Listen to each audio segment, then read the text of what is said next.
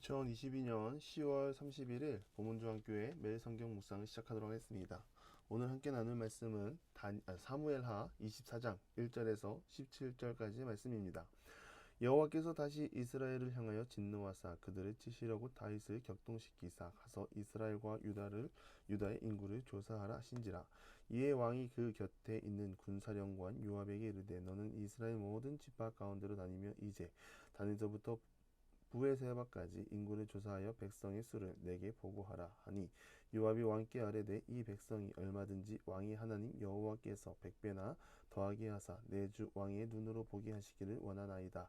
그런데 내 주 왕은 어찌하여 이런 일을 기뻐하시나이까 하되 왕의 명령이 요압과 군대 사령관들을 재촉한지라. 요압과 사령관들이 이스라엘 인구를 조사하려고 왕 앞에서 물러나 요단을 건너 갓 골짜기 가운데 성읍 아르웰 오른쪽 곧 야셀 맞은쪽에 이르러 장막을 치고 길르앗에 이르고 닷딤호시 땅에 이르고 또 다나이안에 이르러서는 시돈으로 돌아 두로 견고한 성에 이르고 히윗 사람과 가나안 사람의 모든 성읍에 이르고 유다 남쪽으로 나와 브엘세바에 이르니라. 그들 무리가 국내를 두루 돌아 9달 20날 만에 예루살렘에 이르러 요압이 백성의 수를 왕께 보고하니 곧 이스라엘에서 칼을 빼는 담대한 자가 80만 명이요 유다 사람이 50만 명이더라. 다윗이 백성을 조사한 후에 그의 마음에 자책하고 다윗이 여호와께 아뢰되 내가 이 일을 행함으로 큰 죄를 범하였나이다. 여호와여 이제 간구하옵나니 종의 죄를 사하여 주시옵소서. 내가 심히 미련하게 행하였나이다 아니라. 다윗이 아침에 일어날 때에 여호와의 말씀이 다윗의 선견자 선지자 갓에게 임하여 이르시되 가서 다윗에게 말하기를 여호와께서 이와 같이 말씀하시기를 내가 내게 세 가지를 보이노니 너를 위하여 너는 그 중에서 하나를 택하라. 내가 그것을 내게 행하리라 하라 하시니 갓이 다윗에게 이르러 아뢰어 이르되 왕의 땅에 7년 기근이 있을 것이니까 혹은 왕이 왕의 원수에게 쫓겨 석 달 동안 그들 앞에서 도망하실 것이니까 혹은 왕의 땅에 사흘 동안 전염병이 있을 것이니까 왕은 생각하여 보고 나를 보내신 이에게 무엇을 대답하게 하소서 하는지라. 다윗이 가드에게 이르되 내가 고통 중에 있도다 청하건대 여호와께서는 긍휼이 크시니 우리가 여호와의 손에 빠지고 내가 사람의 손에 빠지지 않게 아니하기를 원하노라 하는지라. 이에 여호와께서 그 아침부터 정하신 때까지 전염병을 이스라엘에게 내리사 단에서부터 브에세바까지 백성의 죽은 자가 7만 명이라. 전사가 예루살렘을 향하여 그의 손을 들어 멸하려 하더니 여호와께서 이 재앙이 내리심을 뉘우치사 백성을 멸하는 천사에게 이르시되 족하다. 이제는 내 손을 거두라 하시니 여호와의 사자가 여부스 사람 아라우나의 타작마당 곁에 있는지라. 다윗이 백성을 치는 천사를 보고 곧 여호와께 아뢰어 이르되 나는 범죄하였고 악을 행하였거니와 이 양무리는 무엇을 행하였나이까. 정하건대 주의 손으로 나와 내 아버지의 집을 치소서 하니라. 아멘. 1절 말씀에 보면 다시라는 말을 보십시오. 우리는 이 다시를 긍정적으로 보기를 바랍니다. 날마다 하나님 앞에 넘어지더라도 다시 하나님 앞에 나아가는 우리가 되기를 바랍니다. 하나님을 붙잡기로 약속하고 하나님 앞에 서기로 다짐했는데 넘어지고 다시 하나님 앞에 서려고 할 때 우리는 마음속에 찔림이 있고 양심의 가책을 느낍니다. 그래서 우리는 어떻게 생각합니까? 하나님 앞에 더 이상 못 서 있겠구나. 하나님 볼 면목이 없다. 이렇게 생각할 수 있습니다. 여러분, 그런데 양심의 가책은 진정으로 하나님을 믿지 않고 신뢰하지 않으면서 하나님이 내리실 복만 기대하는 사람이 양심의 가책을 느껴야 하는 것입니다. 하나님은 넘어져도 다시 하나님 앞에 나오는 자를 기뻐하시는 줄 믿습니다. 그런 하나님인데 1절에 다시는 조금 다른 의미, 어쩌면 우리에게 익숙한 의미로 기록되어 있습니다. 여호와께서 이스라엘을 향하여 다시 진노하사 참으시는 하나님, 용서하시는 하나님을 다시 반역하는 일들이 벌어지고 있는 것입니다. 특히나 다윗이 그러한 자리에 섰다고 말합니다. 다윗뿐만 아니라 이스라엘 백성들이 하나님의 구원의 은혜를 멀리하고 반역의 자리에 서 있는 것입니다. 다윗의 초창기를 보시면 아시겠지만 하나님과 친구처럼 동행했습니다. 얼마나 자주 묻고 하나하나 하나님의 허락을 받았습니까? 저희 아들 주한이를 보면 가끔 과하다 싶을 정도로 엄마에게 물어봅니다. 이거 해도 돼? 저거 해도 돼? 그런 모습을 보면 이 아이가 무엇을 하는지 알 수 있고 어떤 생각을 하고 있었는지 알 수 있습니다. 묻는다는 것은 그만큼 소통하고 있다는 뜻이 될 수 있습니다. 그런 다윗이 노년에 하나님 앞에서 겸손함이 아니라 교만함으로 서 있는 마지막을 볼 수 있습니다. 진짜 사람은 아무것도 아닙니다. 사람은 그 끝이 명확하고 무한하지 않습니다. 지금 받은 은혜가 끝까지 간다는 보장도 없습니다. 그래서 우리에게 필요한 것은 날마다 하나님을 가까이 하고 하나님께 기도하는 삶, 이러한 삶이 우리에게 필요합니다. 그래야만 우리는 끝까지 하나님의 음성을 듣고 하나님 앞에 겸손함으로 나아갈 수 있습니다. 하나님은 하나님과 멀어져 있는 다윗을 깨닫게 하시려고 그의 마음을 격동시키시고 인구조사를 시키십니다.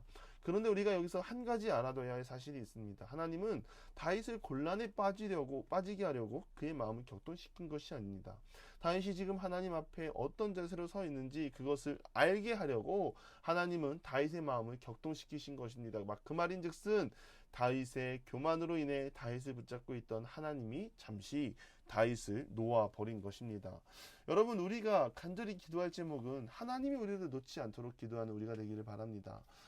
우리는 하나님의 은혜, 곧 우리를 끝까지 붙잡고 계시는 하나님의 은혜 안에 속해 있기 때문에 우리는 하나님 안에서 평온한 삶을 살 수 있습니다. 그러나 하나님이 사람을 놓아버리면 사람의 죄성으로 인해 밑도 끝도 없이 추락하고 맙니다. 그런 다윗이 오늘 선택한 것은 인구조사입니다.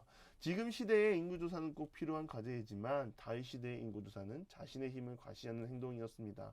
하나님이 명령하지도 않았는데 다윗이 인구조사할 이유가 무엇이 있습니까? 자신의 힘을 확인할 이유가 없습니다. 왜냐하면 자신들이 가진 힘으로 전쟁을 하는 것이 아닙니다. 하나님이 싸우시는 전쟁입니다. 그러나 다윗의 인구조사는 그러한 하나님의 임재를 외면하는 것이고 자신의 힘을 체크하는 것밖에는 안 됩니다. 이 사건은 정치적으로도 악명 높은 요압도 말립니다. 요압이 보기에도 하나님이 기뻐하지 않는 일이라는 것을 알고 있었습니다.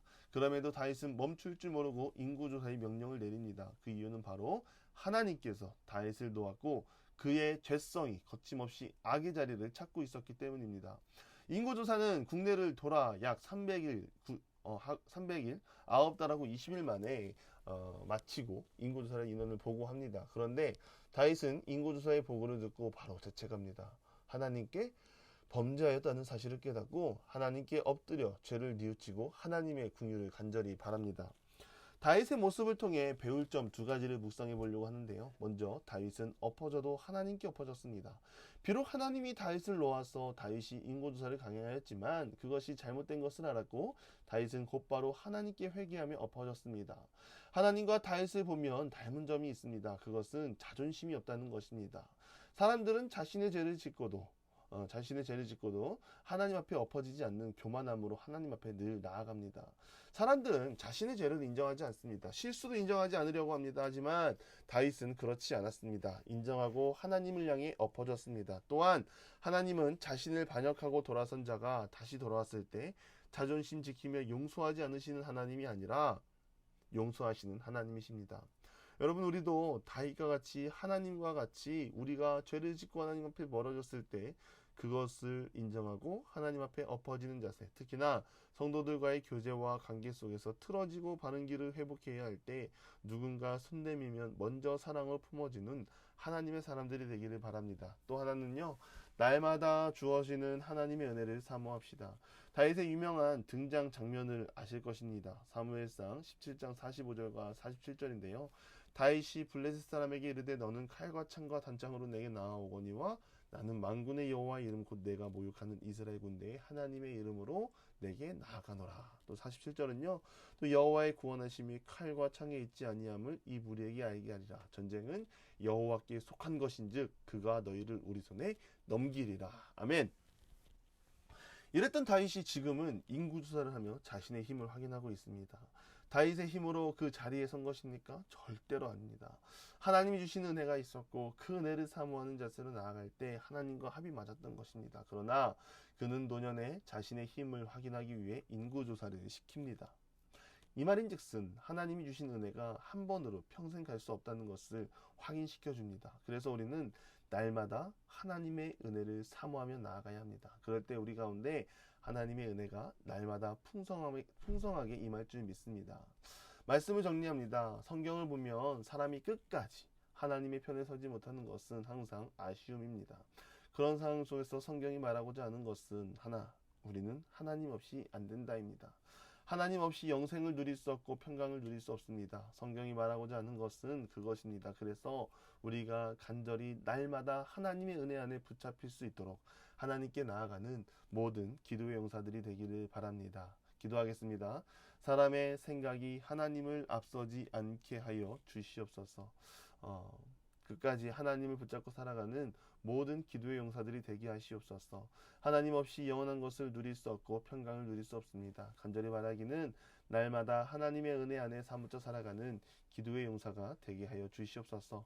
예수님의 이름으로 기도드리며 이제는 우리 구주 예수 그리스도의 은혜와 하나님의 극진하신 사랑하심과 성령의 감화 감동 교통하심이 날마다 하나님을 붙잡고 하나님의 은혜 안에 사무치기를 소망하는 사랑하는 보문주와 함께 모든 기도의 용사 위에 이제로부터 영원토록 함께 하시기를 간절히 축원하옵나이다. 아멘.